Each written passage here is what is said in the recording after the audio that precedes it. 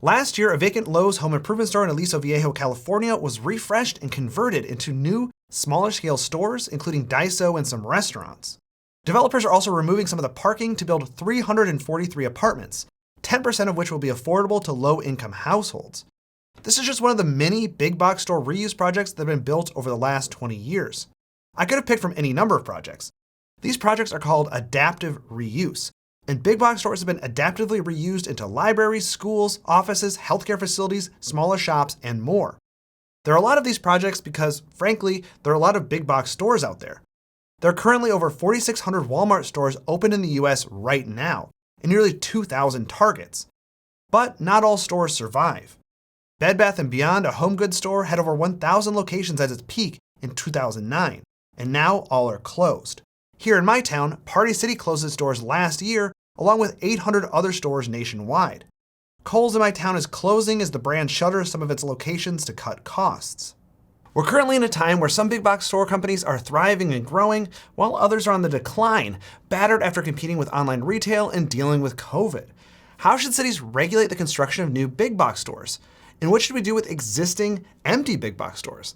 Let's figure it all out after the bike bell. What is a big box store exactly? Maybe you haven't heard the term, so let's define it now. It's a retailer that has a large store, typically more than 50,000 square feet of space. They look like, well, big boxes, hence the name.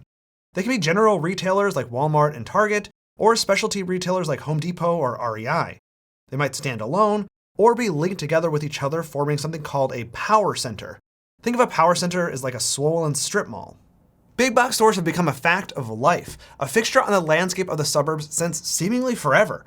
But that hasn't always been the case. The 60s and 70s were the start of the discount store trend in the United States. Technically, Fred Meyer in Oregon kicked off the store format back in 1931, but they didn't spread like wildfire until about 30 years later. 1962 proved to be a landmark year in big box stores, a real genesis moment for nearly all of them. The first Kmart opened in 1962 in Garden City, Michigan. The first Target store opened the same year in Roseville, Minnesota. And Sam Walton opened the first Walmart in Rogers, Arkansas in, you guessed it, 1962. While 1962 was the big year, these companies expanded like crazy in the 1980s and 1990s. Walmart was adding something like 100 or more stores a year for 2 decades straight. In 1988, Walmart introduced the Supercenter format, which combined a full Walmart with a grocery store and further cemented the chain as a one-stop shop for just about anything you could need. Target stores followed a similar trajectory with rapid growth in the 1980s and 1990s. During the early 2000s, people started to realize that these stores had significant negative impacts on the local economy. A single Walmart Supercenter could compete with just about every kind of smaller retail store in a small town and threaten their livelihood. It was during this time, the early 2000s, that I was a young planning student. The big issues planning students like me were thinking about were SUVs and big box stores. They're both seen as wasteful environmental choices as we were really beginning to wrap our heads around the scope of climate change. There were campaigns against Hummers, seen as the worst of the SUVs, and protests trying to stop super Walmarts from moving into communities.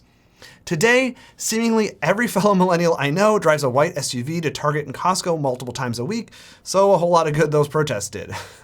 The superstores won. I think this history is important because today, big box stores are such an embedded part of the suburban American landscape. It's nearly impossible to envision the suburbs without them. And the generation that remembers cities without them is fading away. I think we're losing something valuable when we can't remember life before Walmart. Okay.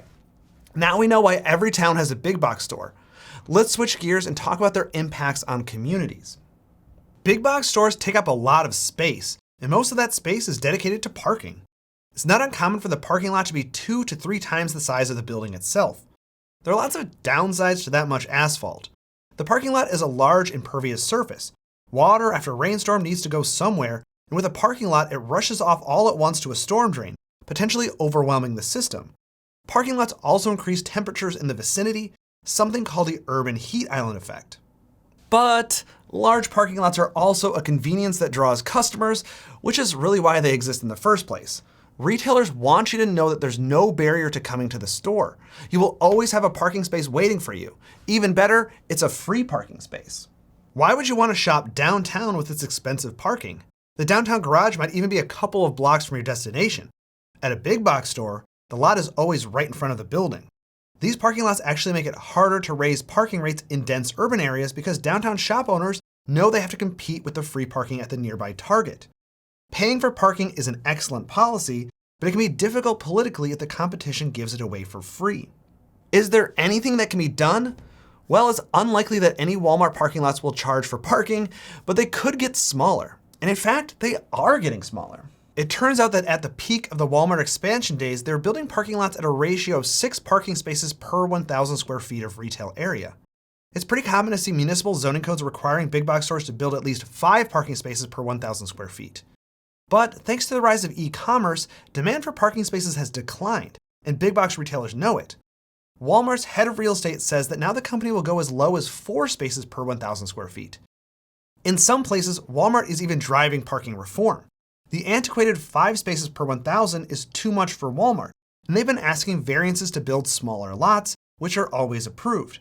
Smaller lots mean that the company can buy smaller parcels or sublease excess space, generating more revenue. The obvious takeaway is that cities should strongly consider removing minimum parking requirements entirely or slash them to allow retailers to build smaller lots. Trends like drive-up pickup ordering further reduces the need for parking spaces, and all of the trends around e-commerce point to the need for fewer spaces. 2/3 of Target sales today are delivery or same-day pickup. Cars arriving for pickup orders need to be in parking spaces for less time than someone browsing the aisles, so each space can serve more people in a day. And what if stores didn't need acres of parking at all? Target has urban stores that feature parking garages instead of lots, reducing the overall footprint. This works well in dense or space-constrained areas. I couldn't find data to support this, but my guess is that the number of parking spaces per 1,000 square feet is probably lower than a typical Target, as the dense urban area would have more people walking to the store. Also, parking garages are more expensive to build, and the company would be incentivized to keep it small. The issue with these urban Target stores is that they aren't replacing large format stores, but representing the company's attempt to be in every place in the United States, even downtowns. It's hard to support big box stores due to their labor practices, which I will get to, but on the other hand, if urban Targets convince more people to live downtown, it could be a good thing. I don't know how I feel about it, honestly. There's another big box store going even a step farther. Costco is proposing a store with affordable housing above. The concept store in Los Angeles would feature 800 homes, and 184 of those would be earmarked for low-income households. The whole thing would be located on 5 acres and still have parking, though in a garage. IKEA is also experimenting with more urban concepts. They opened a store along Market Street in downtown San Francisco. It's 3 stories and still features a cafe. As it doesn't have parking or loading, the store expects people to carry out smaller items and get the bigger stuff delivered. This is IKEA's bet that people living in small apartments downtown will appreciate having a furniture store nearby. These urban concept stores can be good things if they would have moved there anyway, but decided to tailor their stores to urban environments. A Costco plus housing is better than a Costco without one. An IKEA without parking is better than an IKEA with one. But if these companies are simply moving into an urban area and into an area they wouldn't have built a store anyway to tap into a new market, well, then the benefits may not outweigh the costs. Okay, so we've established that parking is a negative of big box stores, and even the retailers themselves are experimenting with formats that reduce or eliminate parking. Let's talk about another negative of big box stores, their impact on local retailers. The storyline you may have heard about big box stores is that they single-handedly killed off Main Street. Why shop at a variety of smaller businesses when you can make one trip and get your Mountain Dew, sick gaming chair, and a copy of GoldenEye for the N64? And as a bonus, the prices are lower than anywhere else in town. My 90s nostalgia aside, the impacts of big box stores on the local economy are nuanced. It's complicated. I'm pretty sure "it's complicated" needs to be the motto of this channel because nothing about cities is simple. If it was simple, I wouldn't need to make 200 or so videos and counting to explain them. Numerous studies have been done to understand the relationship between a big box store moving into town and existing local retail sales. Usually that big box store is Walmart, as it's made a habit of locating in smaller towns where it could inflict greater impact on the local economy. But those studies show that yes, sometimes local businesses close after a Walmart moves in. One study found though that after those businesses closed, new ones moved into those empty spaces. Yet another found no measurable impact on retail, but an increase in restaurants. Another found that while some sectors saw declines, businesses complementary to big box stores did better. And what about jobs? It must be bad having all those low-paying Walmart jobs, right? Well, studies have shown that mom and pop businesses don't really pay their retail sales staff very well either, and the benefits are comparable too. A Walmart moving into a community can actually lower unemployment rates in the area. Even better for local communities is all of that local sales tax revenue they get. Municipalities increasingly rely on sales taxes to pay for public safety, services, and infrastructure. It's not uncommon for a local government to throw a couple $1 million in incentives to Walmart to have them be built in their community instead of the next town over. This can result in fights over where big box stores get built.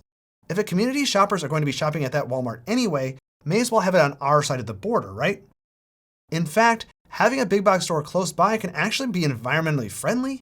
I recently read this cool study about Davis, California. The city had an ordinance that prohibited any store larger than 30,000 square feet from being built in town. As an aside, that's a pretty great policy to adopt to avoid having big box stores and eventually empty big box stores in your community. But anyway, Target wanted to build a store in Davis and asked for an exception to the law. The local government decided to let the public decide and put it to a vote. The public narrowly approved, and a Target was built in town. The study I'm referring to found that building the Target reduced vehicle miles traveled, making the new Target an environmentally friendly decision. Prior to the store opening, shoppers were traveling 15 to 20 minutes to Sacramento to shop at Target, but now they could take a much shorter trip to shop in town. These are all economic reasons to build big box stores, or at least reasons why they may not be so bad. But the whole point of this video is to tell you that they are indeed bad. So what's so bad about them? First off, they get us used to shopping in the suburbs instead of dense, walkable places.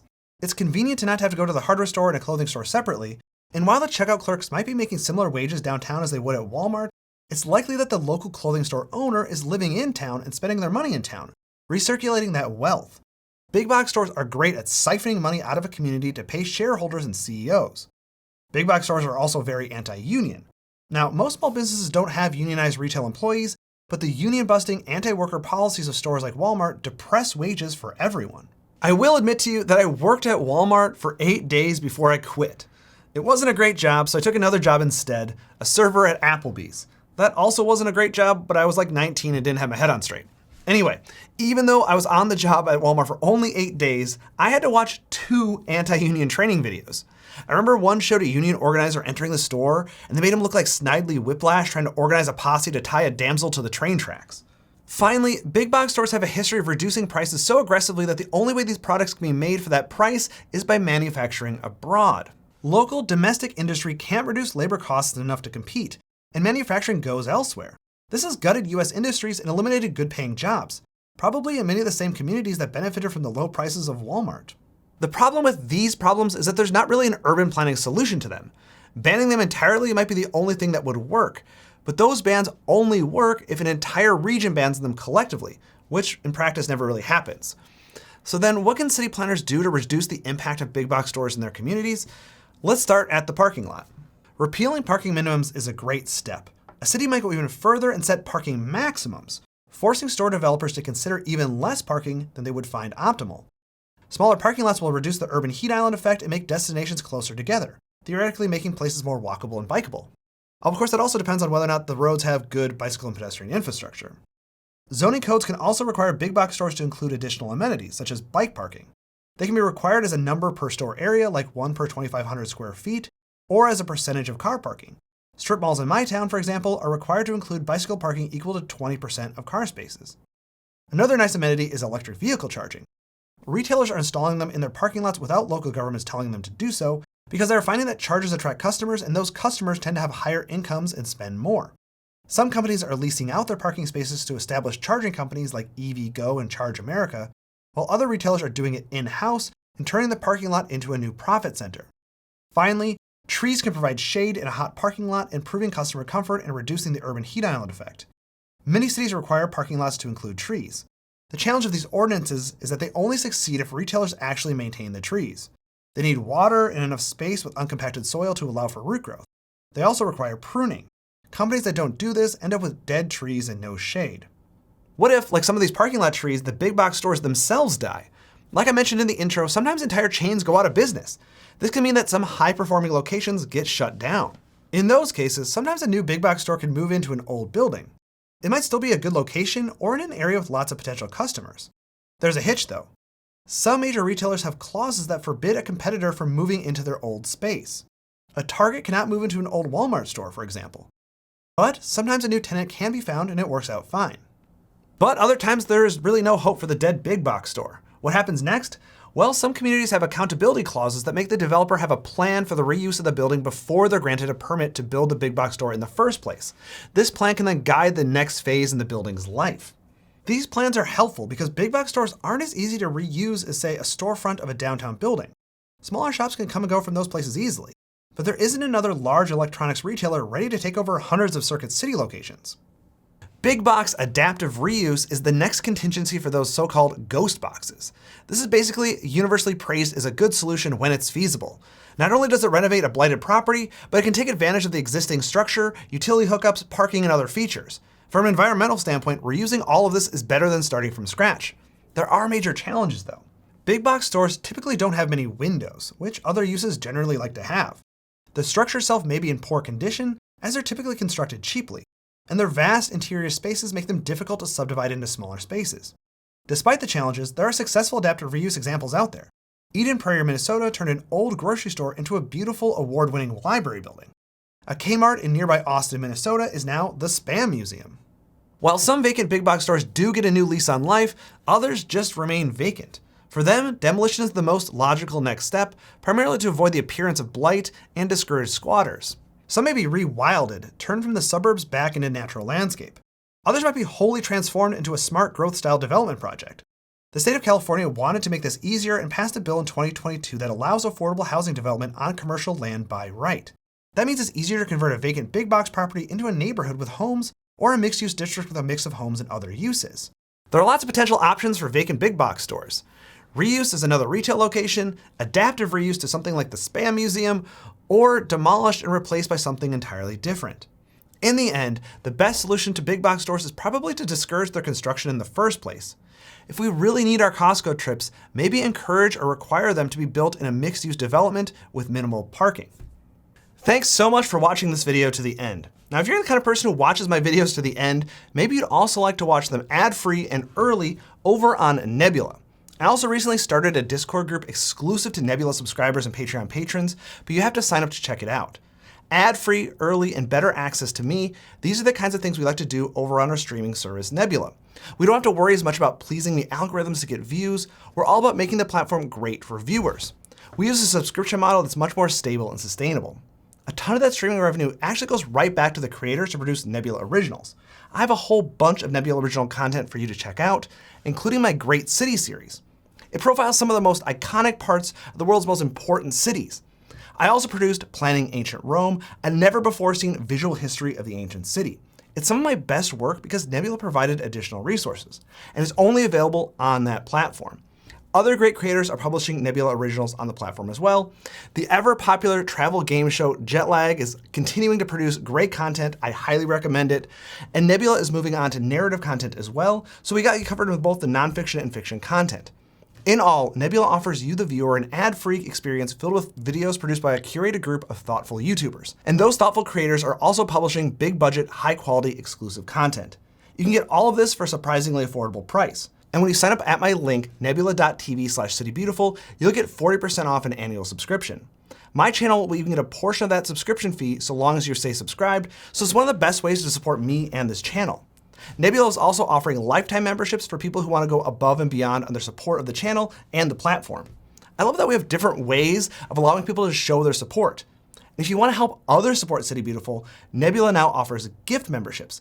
It's perfect for a last-minute gift. Now, thank you so much for supporting the channel, and I'll see you on the next one.